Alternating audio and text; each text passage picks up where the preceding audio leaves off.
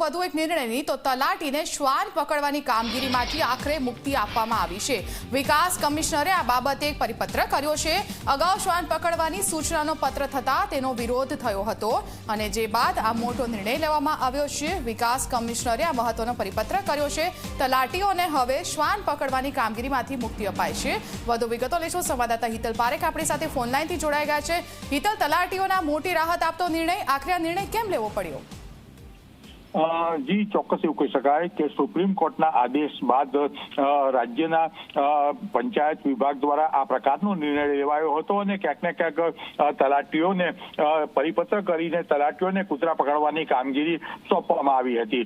જોકે આખરે તલાટીઓએ મોટા પ્રમાણમાં વ્યાપક વિરોધ કર્યો હતો। મુખ્યમંત્રીથી માંડીને તમામ જગ્યાએ તલાટી મંડળ દ્વારા રજૂઆત કરવામાં આવી હતી અને તેના આધારે આખરે સરકારે તલાટીઓને કૂતરા પકડવાની કામગીરીમાંથી મુક્તિ આપતો પરિપત્ર કરવામાં આવ્યો છે અને હવે ક્યાંક ને ક્યાંક જોવા જઈએ તો તાલુકા નોડલ ઓફિસર છે અને પશુપાલક અધિકારી છે તેમને જે પ્રકારની કૂતરાથી બચવા માટેની કામગીરી કરવી જોઈએ એની કામગીરી સોંપવામાં આવી છે અને ક્યાંક ને ક્યાંક એનો રિપોર્ટ હવે માત્ર તલાટીઓ સોંપશે।